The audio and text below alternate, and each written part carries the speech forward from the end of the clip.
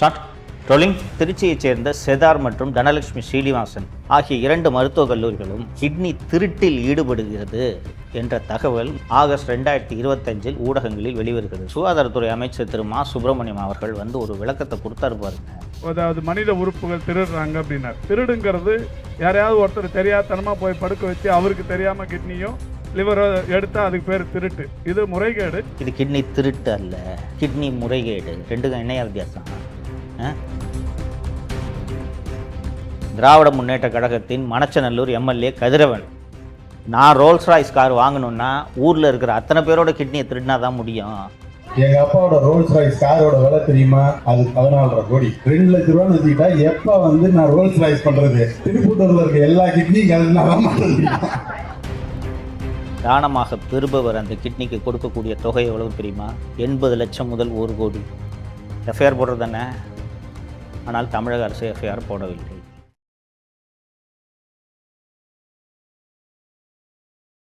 வணக்கம் தமிழ் பெருங்குடி மக்களே.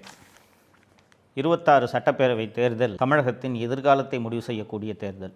ஒரு குடும்பம் கொள்ளையடிப்பதற்கான அதிகாரத்தை நீங்கள் மீண்டும் அந்த குடும்பத்திற்கு அளிக்க வேண்டுமா என்பதை முடிவு செய்ய வேண்டிய தேர்தல். 10-15 கட்சி கூட்டணிகளை வைத்துக்கொண்டு நாங்கள் ஒற்றுமையாக இருக்கிறோம், எங்கள் ஆட்சியில் பல சாதனைகளை செய்திருக்கிறோம், மக்களுக்கு பணத்தை வாரி தந்திருக்கிறோம், பல்வேறு திட்டங்களை வகுத்திருக்கிறோம் என்றெல்லாம் ஆசை வார்த்தைகளை கூறிக்கொண்டு உங்கள் முன்னால் வருவார்கள். ஆனால் கடந்த 5 ஆண்டுகளில் இந்த ஆட்சியில் என்னென்ன நடந்தது என்பதை நீங்கள் யோசித்து பார்த்து சிந்தித்து மீண்டும் இந்த திமுக ஆட்சி வர வேண்டுமா என்பதை மனதில் வைத்து வாக்களிக்க வேண்டும் என்பதற்காகத்தான் தொடர்ந்து உங்களோடு நான் உரையாடி கொண்டிருக்கிறேன். தமிழ் சமூகம் ஒரு அறிவார்ந்த சமூகம் என்பதை நான் தொடர்ந்து பல இடங்களில் வலியுறுத்தி கொண்டிருக்கிறேன். கீழடியில் கிடைத்த கல்வெட்டுகளின்படி 3000 ஆண்டுகளுக்கு முன்பு எழுத்தறிவு பெற்ற சமூகம் இந்த சமூகம். இந்த சமூகம் 2021 தேர்தலில் ஒரு முறை ஏமாந்து இந்த குடும்பத்திற்கு வாக்களித்து விட்டது. மீண்டும் இந்த சமூகம் இந்த திராவிட மாயை என்பதை நம்பி ஏமாந்து இந்த குடும்பம் கொள்ளையடிப்பதற்கான ஒரு வாய்ப்பை கொடுத்துவிடக்கூடாது என்பதற்காகத்தான் இந்த அவல ஆட்சியில் நடந்த சம்பவங்களை பற்றியெல்லாம் தொடர்ந்து நாம் விவாதித்து கொண்டிருக்கிறோம். தோழர்களே, செய்தித்தாளெல்லாம் பார்த்துருப்பீங்க. கிட்னி திருட்டு அப்படின்ற இந்த விவகாரம் செய்தித்தாளில் பார்த்துருப்பீங்க. தெலுங்கானா, மகாராஷ்டிரா, கர்நாடகா போல பல்வேறு மாநிலங்களில் இந்த கிட்னி முறைகேடு நடக்கிறது. இந்த கிட்னி முறைகேடு ஏன் நடக்கிறது அப்படின்ட்டு நம்ம யோசித்து பார்த்தோம்னா நமக்கு ஒரு தெளிவு கிடைக்கும். நிறைய பேருக்கு இந்த கிட்னி ஃபெயிலியர் வரும். பல்வேறு காரணங்களுக்காக 2 சிறுநீரகங்களும் செயலிழந்து விடும். அப்போ அந்த யாராவது ஒருவர் அவருடைய உடலுக்கும் அவருடைய அந்த இரத்த டைப்புக்கும் பொருத்தமான ஒரு நபர் எனது ஒரு கிட்னியை நான் தானமாக கொடுக்கிறேன் என்று கொடுத்து அந்த கிட்னியை பொருத்திக்கிட்டான்னா அவர்கள் சில ஆண்டுகள் உயிர் வாழலாம், தொடர்ந்து உயிர் வாழலாம். சரிங்களா? பெரிய பணக்காரங்களாக இருப்பாங்க, பெரிய ஏகப்பட்ட கோடிக்கணக்கில் சொத்து இருக்கும். ஆனால் குடும்பத்தை சேர்ந்த ஒருவரும் கிட்னியை தானமாக தர வரமாட்டார்கள். அப்போ ஒரு பெரிய பணக்காரங்களாக இருந்துட்டு குடும்பத்தில் யாரும் கிட்னி தானம் பண்ணலன்றதுக்காக செத்து போகலான்ட்டு எந்த பணக்காரங்களாவது முடிவெடுப்பாங்களா? ஸோ என்ன பண்ணுவாங்கன்னா, எப்படியாவது இந்த உடலுக்கு பொருத்தமான கிட்னியை தானமாக கொடுக்க ஒருவரை தயார் செய்வார்கள். சில ஆண்டுகளுக்கு முன்பு இதுபோல் ஏகப்பட்ட கிட்னி முறைகேடுகள் நடக்கிறது என்பதனால் தமிழக அரசும் மத்திய அரசும் சில சட்டங்களை கொண்டு வந்து அதன்படி ஒருவருக்கு கிட்னி தேவையாக இருந்தால் அவர் இதற்கென்று இருக்கக்கூடிய ஒரு ரெஜிஸ்டர், ஒரு டேட்டா இருக்குது, அந்த டேட்டாவில் பதிவு பண்ணிடணும். பதிவு பண்ண பிறகு அதில் உறவினர்களோட கிட்னிக்கு தான் ஃபஸ்ட்டு ப்ரிஃபரன்ஸு. தேர்டு பார்ட்டி ஒருத்தர் சம்மந்தம் இல்லாத, இரத்த சம்மந்தம் இல்லாத யாராவது ஒருவர் கிட்னியை தானமாக கொடுக்குறார் என்றால் அதற்கென்று சில ப்ரொசீஜர்ஸ் இருக்குது. அவங்க ஏன் கொடுக்குறாங்க, என்ன ரீசனுக்காக கொடுக்குறாங்கன்றதெல்லாம் ஒரு மருத்துவர் குழு ஆராய்ந்து எல்லா தரவுகளும் சரியாக இருக்கிறதா என்பதையெல்லாம் பார்த்துவிட்டு அதற்கு பிறகுதான் அந்த அறுவை சிகிச்சையை செய்ய வேண்டும். இன்றைக்கி உங்களுக்கு தெரியும், தமிழ்நாடு முழுக்க எத்தனை தனியார் மருத்துவமனைகள் பெருத்து போய் கிடக்கின்றன என்று தெரியும். எல்லா தனியார் மருத்துவமனைகளும் சொல்லலை, சில தனியார் மருத்துவமனைகள் இதுபோல் கிட்னியை திருடி தான் பொழப்பே நடத்துகிறாங்க. அப்படி திருச்சியைச் சேர்ந்த செதார் மற்றும் தனலட்சுமி ஸ்ரீனிவாசன், பெரம்பலூரில் இருக்கக்கூடிய தனலட்சுமி ஸ்ரீனிவாசன் ஆகிய 2 மருத்துவக் கல்லூரிகளும் இதுபோல் கிட்னி திருட்டில் ஈடுபடுகிறது என்ற தகவல் முதல் முறையாக கடந்த ஆகஸ்ட் 2025 ஊடகங்களில் வெளிவருகிறது. எப்படி வெளிவருதுன்னு கேட்டிங்கன்னா, அந்த நாமக்கல் அந்த பகுதியில் பள்ளிப்பாளையத்துல எல்லாம் நிறைய இந்த நெசவாளர்கள் தறி நெய்கிறவங்க நிறைய பேர் இருப்பாங்க. அவர்கள் அதிகமான வட்டிக்கு கந்து வட்டிக்கு கடன் வாங்கி விடுவார்கள். அந்த கடன் 1 லட்சமாக இருந்து 2 லட்சமாக இருந்து வட்டிக்கு வட்டி குட்டி போட்டு 3-4 லட்சம்ட்டு ஆகி போயிடும். இந்த கடைக்காரன் கடுமையான நெருக்கடி பண்ண உடனே அந்த நேரத்தில் இந்த ஒவ்வொரு மருத்துவமனையும் கிட்னிக்குன்னு புரோக்கர்ஸ் வச்சுருக்காங்க. அந்த புரோக்கர்ஸ் போய் இந்த ஏழை மக்களை அணுகுவார்கள். அணுகி இந்த மாதிரி ஏமா அந்த மாதிரி வீட்டில் கடன்காரன் வந்து நிற்கிறேன், ஏன் கஷ்டப்படுற, ஒருத்தருக்கு அவசரமாக ஒரு கிட்னி தேவைப்படுது, உன்னோட கிட்னி பொருந்தி போகுது, நீங்கள் உன் கிட்னியை தானமாக ஒரு கிட்னியை கொடுத்துட்டேன்னா உனக்கு ஒரு 4 லட்ச ரூபா பணம் வாங்கித்தேன்னா அதை வச்சு நீ கடன் அடைச்சிடலாம், வீடை முடிச்சிடலாம், பிள்ளை கல்யாணத்துக்கு வச்சிடலாம் அப்படின்னு சொன்னோன்னே அந்த ஏழை மக்கள் என்ன பண்ணுவாங்க? நீங்களும் நானும் கிட்னியை விற்போமா? ஏழைங்களாக இருக்கணும் தானே கிட்னி விற்கிறாங்க. ஸோ அந்த 4 லட்ச ரூபா வாங்கிக்கிட்டு அந்த கிட்னியை அவர்கள் தானமாக பெறுபவருக்கு கொடுத்து விட்டு சென்று விடுகிறார்கள். தோழர்களே, தானமாக பெறுபவர் அந்த கிட்னிக்கு கொடுக்கக்கூடிய தொகை எவ்வளவு தெரியுமா? 80 லட்சம் முதல் 1 கோடி. 1 கோடி ரூபா எங்கே இருக்குது? 4 லட்ச ரூபா எங்கெங்கே இருக்குது? நண்பர்களே, இந்த விஷயம் ஊடகங்களில் முதல் முறையாக கசிய தொடங்குகிறது. ஒரு பெண்ணை வந்து இந்த மாதிரிங்க 3 மாதம் முன்னாடி என் கிட்னியை நான் தானமாக இந்த மருத்துவமனையில் கொடுத்தேன், எனக்கு 4 லட்ச ரூபா கொடுத்தாங்க, ஆனால் பார்த்தா 80 லட்ச ரூபாய்க்கு அந்த கிட்னியை யாருக்கோ கொடுத்துருக்காங்கன்னு எனக்கு தெரிய வருது, என்னை ஏமாற்றிட்டாங்க என்று இந்த பேட்டி ஊடகங்களில் வருகிறது. இது வந்ததும் தமிழக காவல்துறையை பற்றி தெரியாதா? தமிழக அரசை பற்றி தெரியாதா? சுகாதாரத்துறை அமைச்சர் திரு மா சுப்பிரமணியம் அவர்கள் வந்து ஒரு விளக்கத்தை கொடுத்தாரு பாருங்க. ஒரு ஐஏஎஸ் அலுவலர் வினீத் தலைமையில், ப்ராஜெக்ட் டைரக்டர் வினீத் தலைமையில் விசாரணை குழு போட்டோம். அதாவது மனித உறுப்புகள் திருடுறாங்க அப்படின்னாரு. இது என்ன டீப்பாக போனோம்னா, இது திருடா முறைகேடாங்கிறத முதல்ல அதை புரிஞ்சுக்கணும். திருடுங்கிறது யாரையாவது ஒருத்தர் தெரியாதனமாக போய் படுக்க வச்சு அவருக்கு தெரியாமல் கிட்னியோ லிவரோ எடுத்தால் அதுக்கு பேர் திருட்டு. இது முறைகேடு. இது கிட்னி திருட்டு அல்ல, கிட்னி முறைகேடு. ரெண்டுக்கும் என்னையா வித்தியாசம்? இது திருட்டு அல்ல, முறைகேடு. நாங்கள் இதை விசாரிக்கிறதுக்கு ஒரு மருத்துவ குழுவை அமைக்கிறோம் என்று ஒரு ஐஏஎஸ் ஆஃபீஸர் மற்றும் மூத்த மருத்துவர்கள் தலைமையில் ஒரு குழுவை அமைக்கிறார்கள். அந்த குழு போய் செதார் மருத்துவமனை மற்றும் தனலட்சுமி ஸ்ரீனிவாசன் மருத்துவமனை ஆகிய 2 மருத்துவமனைகளிலும் நடந்த அந்த கிட்னி மாற்று ஆப்ரேஷன் எல்லா ஆவணங்களையும் ஆய்வு செய்கிறார்கள். ஆய்வு செய்து அந்த கமிட்டி என்ன அறிக்கை கொடுக்குது தெரியுமா?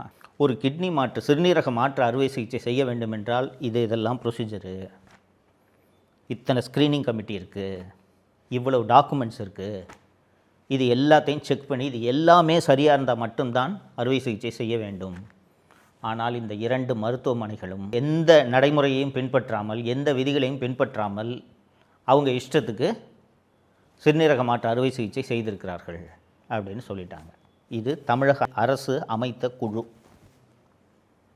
இது போன்ற ஒரு தமிழக அரசு அமைத்த ஒரு மருத்துவ குழு, ஐஏஎஸ் அதிகாரி தலைமையிலான ஒரு குழு ஒரு அறிக்கை கொடுத்துட்டோன்னா இதோட அடுத்த கட்டம் என்னங்க? எஃப்ஐஆர் போடுறது தானே. ஆனால் தமிழக அரசு எஃப்ஐஆர் போடவில்லை. நான் ஏற்கனவே குறிப்பிட்ட கர்நாடகா, ஆந்திரா, தெலுங்கானா போன்ற மாநிலங்களில் இது போன்ற கிட்னி திருட்டு நடந்த போதெல்லாம் கடுமையான நடவடிக்கைகள் எடுத்திருக்கிறார்கள். அந்த சிறுநீரக மாற்று அறுவை சிகிச்சை செய்த மருத்துவர்கள் உள்ளிட்ட அத்தனை பேரையும் கைது செய்திருக்கிறார்கள். தமிழ்நாடு அரசு எஃப்ஐஆர் போடலைங்க. சென்னை உயர்நீதிமன்ற மதுரை கிளையில் ஒரு பொதுநல வழக்கு தாக்கல் செய்யப்படுகிறது. தாக்கல் செஞ்ச உடனே நீதிபதி திரு எஸ்.எம். சுப்பிரமணியம் அவர்கள் தலைமையிலான அமர்வு வழக்கு தாக்கல் செஞ்ச உடனே அரசு தரப்பு பார்த்து கேட்குறாரு, என்ன சார் எஃப்ஐஆர் போடுறதுல உங்களுக்கு என்ன சார் பிரச்சனைன்னு கேட்குறாரு. அரசு தரப்பு வழக்கறிஞர், எடுத்தவனெல்லாம் இந்த விஷயத்தில் எஃப்ஐஆர்லாம் போட முடியாது சார், நாங்கள் இதற்கென்று சில வழிமுறைகள்லாம் இருக்குது, இந்த கிட்னி டிரான்ஸ்பிளான்ட் சம்பந்தமாக இருக்கக்கூடிய சட்டம் எஃப்ஐஆர் போடக்கூடாதுன்னு எங்களை தடுக்குது என்று ஒரு வாதத்தை வைக்கிறார். வைத்ததும் அந்த பொதுநல வழக்கு தொடுத்த அந்த மனுதாரர் சார்பில் போன வாரம் கூட தெலுங்கானாவில் எஃப்ஐஆர் போட்டு டாக்டர்ஸை அரெஸ்ட் பண்ணிட்டு போயிருக்காங்க, தமிழ்நாட்டு டாக்டர்ஸை அரெஸ்ட் பண்ணிட்டு போயிருக்காங்க, கர்நாடகாவில் கைதுகள் நடந்திருக்கின்றன, மகாராஷ்டிராவில் கைதுகள் நடந்திருக்கின்றன, இவங்க பொய் சொல்கிறாங்க என்று சொன்னதும் நீதிபதி, நீங்கள் எஃப்ஐஆர் போடுற மாதிரி எனக்கு தெரியலங்க, ஒரு விஷயத்தை புரிஞ்சுக்குங்க, ஏழை ஜனங்க தான் கிட்னியை தானமாக கொடுக்குறாங்க, இது அரசியலமைப்பு சட்டம் பிரிவு 21 வழங்கியுள்ள வாழும் உரிமைக்கு எதிரானது. ரைட் டு லைஃப் இருக்குல்ல, இந்த ரைட் டு லைஃப்பை பறிக்குது இந்த கிட்னி திருட்டு. இவ்வளவு மோசமான ஒரு சம்பவம் நடந்திருக்குது. நான் மீண்டும் மீண்டும் ஏன் சார் எஃப்ஐஆர் போடலன்னு கேட்டால் அரசு தரப்பு எஃப்ஐஆர் போட மாட்டேன் என்பதற்கு பல்வேறு காரணங்களை சொல்கிறதே தவிர எஃப்ஐஆர் போடுவேன்ட்டு ஒரு வார்த்தை சொல்லவில்லை. ஸோ எனக்கு தமிழக அரசு இதை விசாரிக்கும் என்ற நம்பிக்கை எனக்கு இல்லை. அதனால் உடனடியாக ஒரு சிறப்பு புலனாய்வு குழுவை அமைக்கலாம் என்று இருக்கிறேன். அதனால் தமிழகத்தை சேர்ந்த ஒரு 5 ஐபிஎஸ் அதிகாரிகளின் பட்டியலை கொடுங்கள் என்று காலையில் நீதிபதி அரசு தரப்பில் ஆஜரான மூத்த வழக்கறிஞர் திரு அஜ்மல் கான் அவர்களிடம் சொல்கிறார். மதியம் 2:30 மணிக்கு திரு அஜ்மல் கான் அவர்கள் வருகிறார். வந்துட்டு ஐபிஎஸ் அதிகாரி 5 பேரை தானே கொடுங்கன்னு சொன்னாங்க. அஜ்மல் கான் ஒரு எஸ்பி, ஒரு டிஎஸ்பி, ஒரு இன்ஸ்பெக்டர் பேர் கொடுத்து இந்தாங்க சார் இவங்க விசாரிப்பாங்க அப்படின்னு சொன்ன உடனே நீதிபதிக்கு தெரிஞ்சு போச்சு. ஒரு இன்ஸ்பெக்டரும் டிஎஸ்பியும் கிட்னி திருட்ட விசாரிச்சிட முடியுமா? அதுவும் அந்த தனலட்சுமி ஸ்ரீனிவாசன் மருத்துவமனையின் உரிமையாளர் திராவிட முன்னேற்ற கழகத்தின் மணச்சநல்லூர் எம்எல்ஏ கதிரவன். அவர் ஒரு இடத்துல வெளிப்படையாக பேசுகிறாரு. நான் கிட்னி திருடினேன்னு சொல்கிறாங்க. ரோல்ஸ் ராய்ஸ் கார் வச்சுருக்கேன்னு சொல்கிறாங்க. எங்கள் அப்பா தான் ரோல்ஸ் ராய்ஸ் கார் வச்சுருக்காரு. நான் ரோல்ஸ் ராய்ஸ் கார் வாங்கணுன்னா ஊரில் இருக்கிற அத்தனை பேரோட கிட்னியை திருடினா தான் முடியும். ஒரு கிட்னி மாற்று அறுவை சிகிச்சைக்கு எங்கள் மருத்துவமனைக்கு 20,000 தான் கிடக்குதுன்னு கணக்கு வழக்கு சொல்லிட்டு இருக்காருங்க அவர். எங்க அப்பாவோட ரோல்ஸ் ராய்ஸ் காரோட விலை தெரியுமா? அது 14.5 கோடி.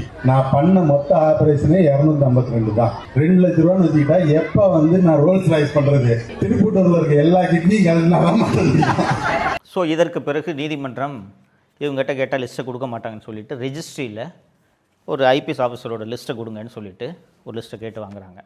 வாங்கி ஒரு 5 ஐபிஎஸ் அதிகாரிகளை தேர்ந்தெடுத்து சிறப்பு புலனாய்வு குழுவை அமைத்து இந்த சிறப்பு புலனாய்வு குழு இந்த கிட்னி முறைகேட்டை விசாரிக்கும் என்று நீதிமன்றம் சிறப்பு புலனாய்வு குழுவை அமைத்து உத்தரவிட்டது. தோழர்களே, இதில் ஏதாவது இந்த நீதிமன்றத்தோட உத்தரவில் ஏதாவது தவறு இருக்கா? நீதிமன்றம் திருப்பி கேட்குது. ஏங்க நீங்கள் அமைச்ச மருத்துவ குழு கிட்னி முறைகேடு நடந்திருக்குன்னு சொல்லிட்டு அறிக்கையில் சொல்லியிருக்குங்க. அப்புறம் என்னங்க எஃப்ஐஆர் போட உங்களுக்கு என்னங்க பிரச்சனைன்னு கேட்டால் இல்லை சார் ரூல்ஸில் இடம் இல்லை சார்னு காரணம் சொல்லிகிட்டு இருக்காங்க. இன்னொன்று கொஞ்சம் யோசிச்சு பாருங்கள். கடன் காரணமாக ஏழை மக்கள்கிட்ட 4 லட்ச ரூபாய்க்கு கிட்னியை வாங்கிட்டு 1 கோடி ரூபாய்க்கு அதை விற்றாங்கன்னா எவ்வளோ பெரிய கொடூரம். உலகத்தில் எங்கேயாவது இந்த கொடூரம் நடக்குமா? அதுவும் அதை பண்ணுறது ஒரு திமுக எம்எல்ஏவோட மருத்துவமனை எனும்போது இதை எவ்வளவு சீரியஸாக விசாரித்திருக்க வேண்டும்.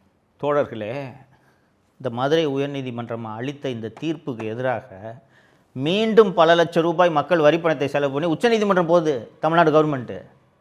நீங்கள் நம்ப மாட்டீங்க, போனாங்க உச்சநீதிமன்றத்துக்கு. இந்த மாதிரி எஸ்ஐடி ஃபார்ம் பண்ணிட்டாங்க, நீதிமன்றம் நியமித்த இந்த எஸ்ஐடியை ரத்து பண்ணணும், நாங்கள் தமிழக அரசை விசாரிக்கிறோம், இந்த மாதிரி எஸ்ஐடி விசாரணைக்கு உத்தரவிட்டது சட்டப்படி தவறு அப்படி இப்படின்ட்டுலாம் ஏதோ சொன்னாங்க.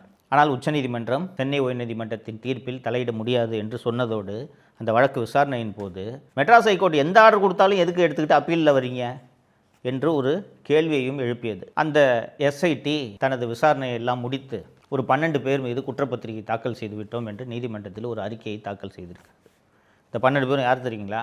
ஏழை மக்களை அணுகுகிறார்கள் அல்லவா, புரோக்கர்கள், அவர்கள்தான். இந்த கிட்னி திருட்டு, இந்த முறைகேடு, விதிமுறைகளை பின்பற்றாத இந்த ஆப்ரேஷன் நடந்தது, இது எல்லாவற்றிலும் அந்த மருத்துவமனை சம்மந்தப்பட்டிருக்கிறதா இல்லையா? அந்த சிறுநீரக மாற்று அறுவை சிகிச்சை செய்த மருத்துவர் சம்மந்தப்பட்டிருக்கிறாரா இல்லையா? அந்த சிறுநீரக மாற்று அறுவை சிகிச்சைக்கு ஒப்புதல் அளித்த குழுவில் அமர்ந்த மருத்துவர்கள் சம்மந்தப்பட்டிருக்கிறார்களா இல்லையா? இறுதியாக அந்த மருத்துவமனையின் உரிமையாளர் சம்மந்தப்பட்டிருக்கிறாரா இல்லையா? அவர்கள் யார் மேலேயும் சார்ஜ் ஷீட் போடாமல் புரோக்கர்ஸ் மேலே சார்ஜ் ஷீட் போட்டால் இது என்னங்க விசாரணை? இந்த விசாரணை குழுவின் தலைவராக மதுரை உயர்நீதிமன்ற கிளை நியமித்தது பிரேமானந்த் சின்ஹா என்ற ஐபிஎஸ் அதிகாரி, இப்போது ஐஜியாக இருக்கிறார். இந்த பிரேமானந்த் சின்ஹா யார் என்றால், அவர் எஸ்பியாக இருந்தபோது பெரம்பலூர் மாவட்டத்தில் அவர் எஸ்பியாக இருந்தார். அப்போது தான் இந்த மணச்சநல்லூர் எம்எல்ஏவோட தனலட்சுமி ஸ்ரீனிவாசன் மருத்துவக் கல்லூரி கட்டுவதற்கான இடம் தேடிட்டு வாங்கிட்டு இருக்காங்க. எல்லாரும் இடத்த உடனே விற்றுருவாங்களா? ஒரு சில விவசாயிகள் விற்க மாட்டாங்கல்ல. அந்த மாதிரி நிலத்தை விற்க மறுத்த விவசாயிகள் மீது பொய் வழக்கு போட்டு அவர்களை மிரட்டி தனலட்சுமி ஸ்ரீனிவாசன் குழுமத்திடம் நிலத்தை விற்க உதவி செய்தது யார் என்றால் இந்த பிரேமானந்த் சின்ஹா. அந்த பிரேமானந்த் சின்ஹாவை இந்த கிட்னி முறைகேட்டை விசாரிக்கிறதுக்கு ஒரு சிறப்பு புலனாய்வு குழுவின் தலைவராக போட்டால் விசாரணை எப்படி நடக்கும்? இப்படி இந்த மாதிரி புரோக்கர் மேலே தான் சார்ஜ் ஷீட் போடுவாங்க. அண்ணா திராவிட முன்னேற்ற கழகத்தின் பொதுச் செயலாளர் திரு எடப்பாடி பழனிசாமி அவர்கள் நாமக்கல்லில் நடந்த பொதுக்கூட்டம் என்று தான் நினைக்கிறேன். அங்கே இந்த கிட்னி முறைகேடு அதிமுக ஆட்சி அமைந்ததும் முழுமையாக விசாரிக்கப்படும், இதில் சம்பந்தப்பட்ட ஒருவர் விடாமல் தண்டிக்கப்படுவார்கள் என்று சொல்லியிருக்கிறார். அந்த தனலட்சுமி ஸ்ரீனிவாசன் மருத்துவமனையெல்லாம் இழுத்து மூடணுங்க. இதுக்கு நடுவில் இன்னொரு விஷயம் நடந்துச்சு, அதை சேர்த்து சொல்லிடுறேன்.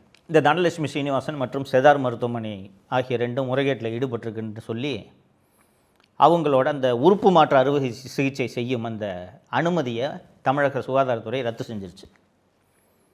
அந்த 2 மருத்துவமனை நீதிமன்றத்துக்கு போகிறாங்க. இந்த மாதிரி எங்களுக்கான லைசன்ஸை ரத்து பண்ணுறதுக்கு முன்னாடி எங்களை விளக்கம் கேட்டிருக்கணும், எங்கள் தரப்பு விளக்கத்தை.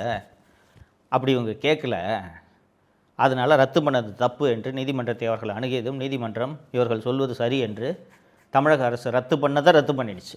அரசு துறையில் இருக்கக்கூடிய அதிகாரிகள், சட்டம் படித்தவர்கள் அத்தனை பேருக்கும் தெரியும், ஒரு லைசன்ஸை ரத்து பண்ணுறதோ இல்லை ஒரு அனுமதியை ரத்து பண்ணுறதோ இல்லை ஒரு வேலையை ரத்து பண்ணுறதோ எதுவாக இருந்தாலும் ஃபஸ்ட்டு ஷோகாஸ் நோட்டீஸ் கொடுப்பாங்க. உன் தரப்பு விளக்கம் என்னப்பா சொல்லுப்பா அப்படின்ட்டு. ஆனால் இப்படி ஷோகாஸ் கொடுக்காம விளக்கம் கேட்காமல் ரத்து செய்தால் இதை நீதிமன்றம் ரத்து செய்யும் என்று தெரிந்தே இந்த வேலையை தமிழக அரசின் சுகாதாரத்துறை செய்திருக்கிறது. தோழர்களே, ரோடு கான்ட்ராக்டில் திருடலாம், பாலம் கட்டுறதுல திருடலாம், பூங்கா கட்டுறதுல திருடலாம். கிட்னி திருடுறவனை காப்பாற்றுற கவர்மெண்ட்டை எங்கேயாவது கேள்விப்பட்டிருக்கீங்களாங்க? ஏழை ஜனங்க தானங்க கிட்னி வைக்கிறாங்க. 4 லட்ச ரூபாய் அவனுக்கு கொடுத்துட்டு 1 கோடி ரூபாய்க்கு அந்த கிட்னியை விற்று சம்பாரித்து அதில் ரோல்ஸ் ராய்ஸ் காரை வாங்கிக்கிட்டு சுற்றுறானுங்களே. இந்த ஆட்சியாக தொடரணும், யோசித்து முடிவெடுங்கள். நன்றி.